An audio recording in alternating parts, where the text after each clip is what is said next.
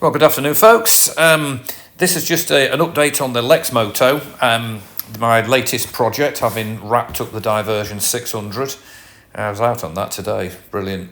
Now, I've jumped the gun on this one because I'm buying spares and doing stuff pending the arrival of a new carburettor. I've sorted out the electrics, as you'll know from a previous video, and the engine, well, yeah, it's not running yet, but I'm taking a leap of faith. I know it doesn't make sense, but I think it's going to run. So I've been doing various things to it, which I'll post little updates on. I'm hoping that other Lexmoto owners and other people might find it useful. So look at this. Now this applies to the Royal Enfield Interceptor, although not to the GT. Linkage, gear linkage. I did this on the Yamaha Diversion. It was in a poor state, but this one is in even worse condition. They've got the little ball and socket joints on, and it's in a hell of a state. This is on a bike that's 9 years old and it's done 13,000 miles, and I suspect it's probably stood since 2019, I think, because it's never had its first MOT. So that's the gear change rubber, nastily perished. And here are the some shots of the ball and socket joint. So it's only done 13,000. Obviously these joints are as absolutely dry, and you'll see there's a video clip in this little video offering today to show you just how bad it is. Look at that. Hardly likely to make for a good gear change experience, even through your foot with a boot on it. So I thought, right, I'm going to get this sorted. I'll put a link in the video description to where I bought the gear linkage rod from. It's exactly the same place that I bought the linkage rod for the Diversion. It actually works out cheaper just buying the thing ready-made, as it were, with the reverse thread rows on it and the rod and all that. Stainless steel, it's cheaper doing it that way than making your own. So if you look at that, you can see it's in a hell of a state. These ball and socket joints have little rubber shrouds on them, which, they might be okay when they're brand new, but the minute that shroud degrades, it lets water in, and the water just sits. You're better off having the rows actually exposed, so you can spray, grease on it, or WD, whatever. So as you can see there's severe wear on a bike that's done 13,000 miles. So I did the usual and put it in the stove, burned all the stuff off, all the chrome off, and you'll see the results. But here's a video clip now. Okay, so this is a gear linkage off the Lexmoto Viper. Now bearing in mind the bike is 9 years old and it's done 13,000 miles, and this was the state of the knuckles. And I want to show you just how bad these are.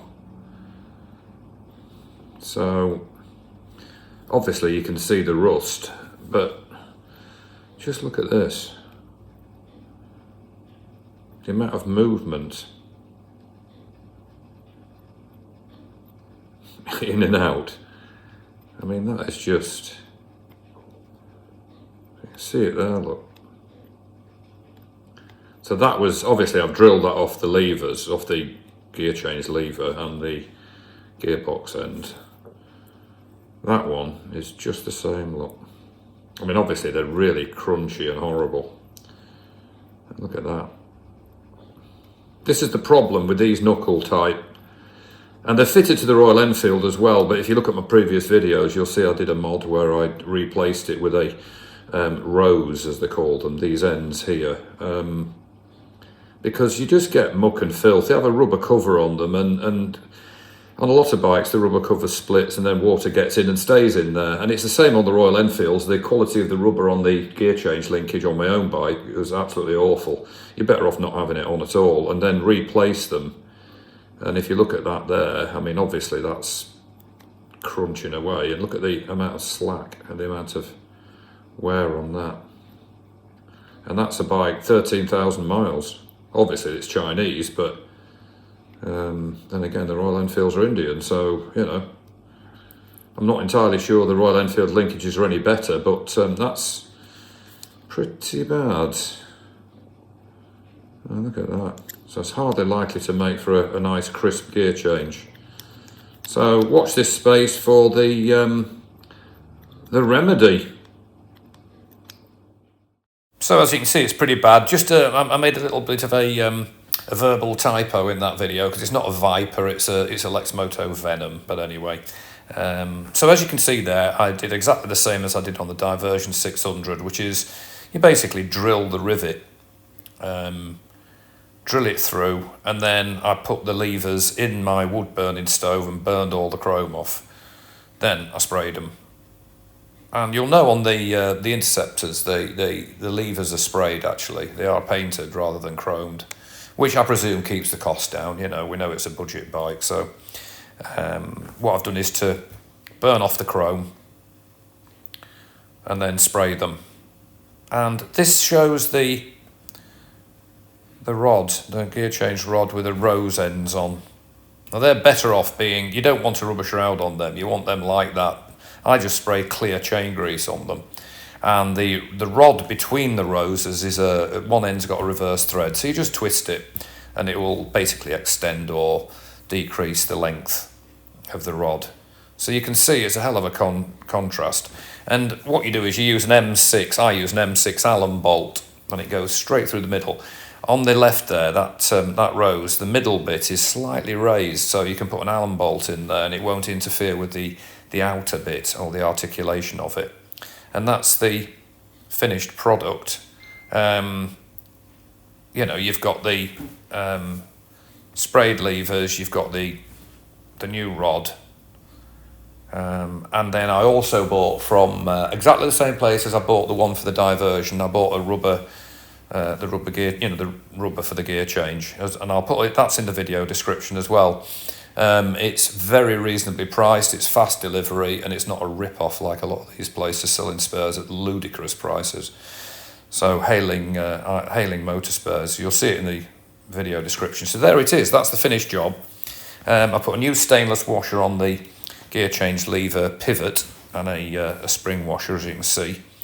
And obviously at the moment the front drive sprocket's off because I'm replacing that with a 17-tooth sprocket from a 16. And I'll be putting that on in the next few days. So there it is.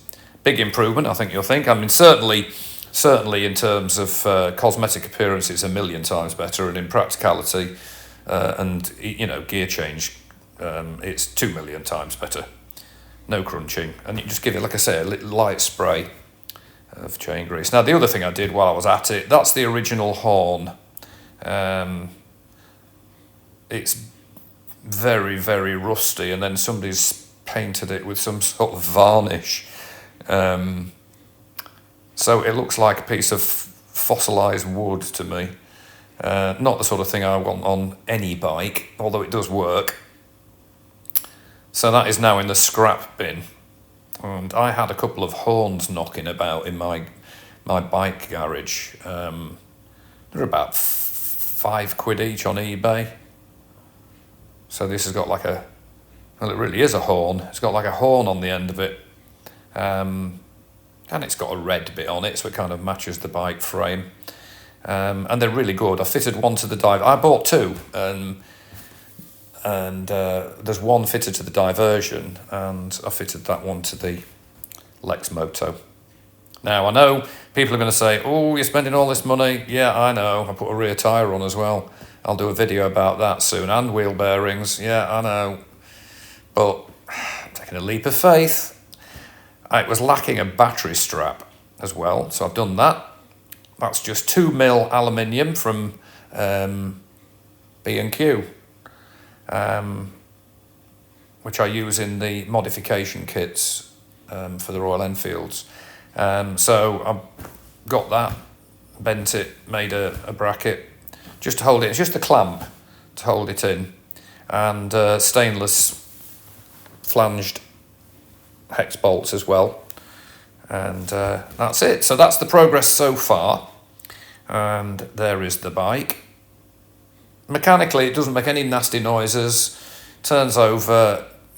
I'm just waiting for that carb. When I get the carburetor, and I'm going to, see about starting it. I've done it the wrong way around, I know that, but I just need something to do. And I think it's going to run myself. So in the meantime, everybody, I hope that's useful to some people. Take care on your bikes, and I'll post again soon. Bye for now.